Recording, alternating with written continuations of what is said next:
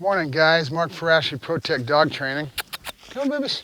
We got the puppy out this morning and this is the run of the litter. He's still with me because he didn't get on the flight. So it was too hot and too warm. Right now there's a storm coming in Texas. We're trying to deal with this. The customer's a little upset because they wanted their little baby. Come on. So today what I want to talk about is some of the main things you see me do when I start with a young puppy like this. He's about 14 weeks old now. He was 12. I think a couple of weeks have gone by, I think. Come on, baby. Good boy. So what I want to talk about today is behavior loops, okay? And that's all that luring is, the behavior loop. If you look at it, all you're doing is the dog's very receptive to body language, voice tone, that sort of thing they pick up. So right away when he sees this, that's a behavior loop, okay? It's just, and notice him jumping onto that table. I've created a behavior loop, right? And each one of these little behavior loops is going to add up to giving you the control you need to keep building on, right? One behavior is built on another behavior, built on another behavior. You just keep doing it. So at this point, this right here, that little hand signal coming into that hand for that food is a behavior loop. Same thing with going back up on the table. He knows when I stretch that way, that's what I want him to do, right? So that's why we'd start with the tables, are great stuff because we've got these drop-offs. The dog naturally will stay up on objects. They call it a platform, okay? So a lot of trainers use platforms. This bowl is a platform. It's just a raised little area that's a little bit raised. Nope, nope, good. And now I've got the click in there. He understands that when he gets the click, timing-wise, there's the food, right? So when I've got it in my hand, it's locked. He can't get to it, but I'm building want, right? He wants to get to this. He wants it, right? And then right when I click, I let it go, okay? So I just move my thumb a little bit and give him access to that food. And that timing is the key. So here, we're going to go like this. And again, we're creating want, that seeking nature in a dog. He smells that, and his nose wants that. So we're building drive by creating want, using the dog's natural instincts. And this is called the seeking nature, where the dog wants to seek and find things.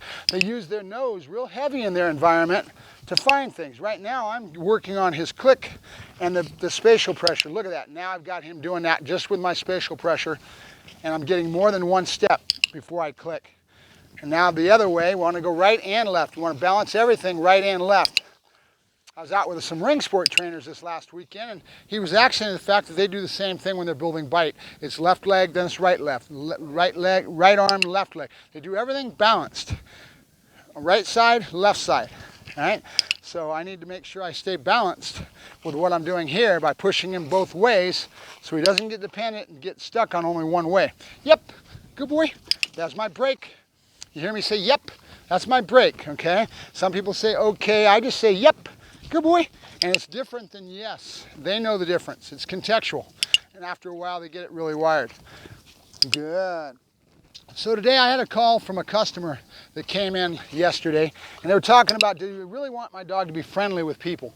And I am a civilian, I'm not law enforcement. So in law enforcement, they take the dog out and they get him an environment, and they want the dog to become neutral, meaning to be good with people around him and not be reactive, going off on him out of fear and insecurity, that kind of thing. Just want to be stable and get him so used to it, it becomes blasé. It's what they call neutralizing the dog, becoming neutral to that environment. As far as people, right? Well, me being a civilian, we deal with a lot of problems with reactivity.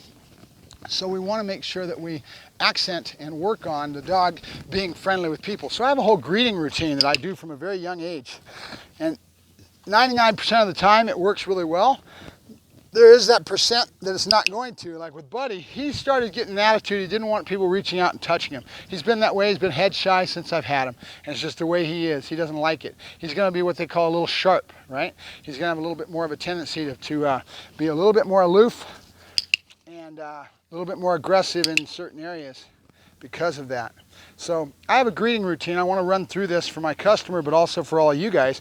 When I come up to somebody and they come at you in a Home Depot or whatever, and they, oh my God, little cute little puppy, and they want to pet your dog. Well, the first thing you need to do is control the person. Don't let them come in, walk in and do what they want to do. You need to stop them and start taking control with just conversation with them. Okay, would you like to pet him? Okay, well, let me do me a favor. I'm going to go ahead and have him come in a circle. We're going to have him greet into you. And here's how I want you to do it. And you instruct them. You let them know in a friendly way that you're going to give them some hot dogs, and you want to show them this behavior loop, right? Where they see that behavior loop where the dog's coming into the food. Good, okay? So when they see that behavior loop, you want them to do the same thing for you, okay? So you say, I'm gonna hand you some hot dogs, and then as soon as I greet him into you, I want you to kind of show him that same movement with your hand, okay? So you're gonna use that behavior loop that the dog is already used to.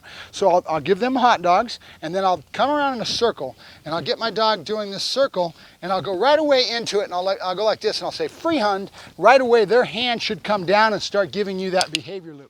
Okay, so you're going free hand, there's your hand signal to say be friendly with somebody. Free hand is your release word.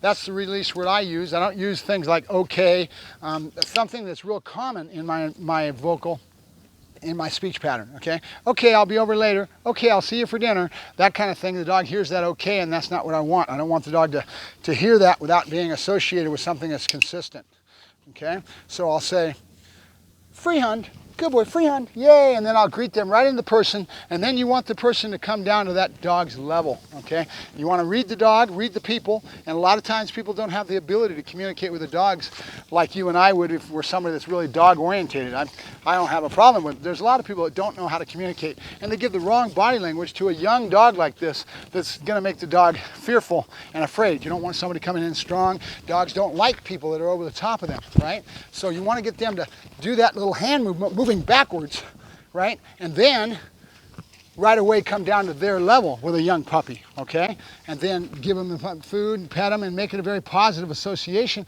till you can get this dog imprinted with this positive as far as people greeting and petting your dog, okay? And so the more you do that, the better the dog will get, and it's all about that release word. So free hand means go be friendly.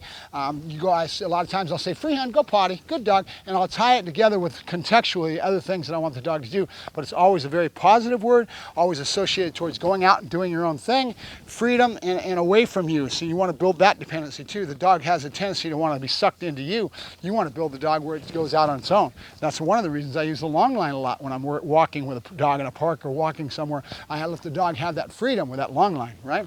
And he's all over my clothes. Now the other thing we want to do when we're doing this environmental, right? I call the program People, Places, and Things. I've been doing it for a lot of years, and then I heard another trainer that's a well-known trainer that started using the same word. Doesn't really matter. I know dang well where it came from. It came from me. I said it years ago. So people, places, and things. And notice this little toy. I've got a little canvas toy. It's a little bone, real tough, and it's pretty ripped up because I use it a lot. And I want to get the dog high on that. Good boy, yay!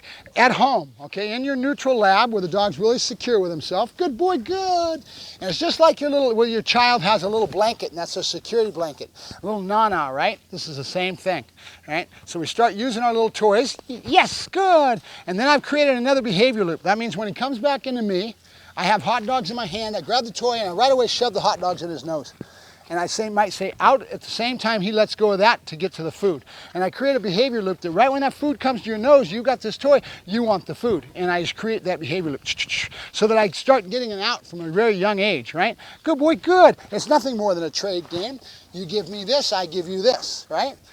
So that's real important. And then when you're out in public, you're going to use this little toy as a redirection and getting him interested in you instead of locking in and being fearful of those other things that are out there, right? So you right away, and then throw it down an aisle, maybe throw it down an empty aisle. Keep him busy and don't let his brain go to that fear side, right? Where they lock up, they get all, you want to be before that and create these little things. Good boy, good. So that you end up having the dog go into a behavior loop that's going to give him confidence, and his brain just goes into that, and he doesn't have the tendency to lock in on the fear, and his brain goes to that fear side. We don't want him to go to that side. We want him to stay in this side where he's into drive and into things that make him very positive association with what he's experiencing out in the public. Okay, so this little nana I take everywhere with me when I go out in public. I'm going to do that this morning with him. We were down at Tractor Supply yesterday. I'll go down today again. And you want to read your dog. What is it that's kind of bugging him? Well, yesterday with him was these pinched aisles. There's big objects on either side. They're stocking up for Christmas, and they had all kinds of stuff out there. So he was kind of, wait a minute, what's going on here? So right away, squeak, squeak, that noise association will help you a little bit. Get him some movement, some prey, and then throw that thing where he's going to go in. And now drive is your friend, because drive is going to carry him through, and he doesn't even think about the fear. You don't let his brain get to the fear side. See what I'm saying? That's the whole key. Same thing with agility when I build it, or any type of confidence building. I keep him on the positive side, keep him in drive so that his brain, and I do things short and sweet. Same rules apply. Don't go overboard where he starts to get bored and now that's not working for you. End it on those high points. Get him out of there if he's ending up being too much for him. Good boy, good. This little guy reminds me of Arrow. He's got the same kind of a head shape, and he's pretty aggressive, and he's got some little wild sides to him, huh? Yeah. Oh, look at you. Good boy. Yes, good. All right, so that's it with Mark Ferrasci with Protect Dog Training and the Runt of the Litter, talking about behavior loops and environmental. We'll get in more in this subject as I go along. I'll probably have him another week or so until I can get that spot in the weather that I can get him on the plane. They were kicking me back because of the heat. It's too hot. Today feels like a really nice day, but I've got to deal with other states that change their temperature, and we've got to make sure it's below 85 degrees. Yeah. All right, behavior loops. Here we go for the table. Watch it. Oh, yeah, good boy. Good. Good boy. Good. Good. Good. And you notice I start that duration mark as soon as I can. Good. And letting him learn that's not going to be in my hand, but it's going to be on the ground when I say good. Good. And that's what starts my whole downstays and everything. That's why I have such a really solid downstay. My dogs will stay for hours. Well, half hour, 45 minutes to me is good enough. I thank you very much, Mark Ferrasci, Protect Dog Training, signing off with a Runt to the Litter.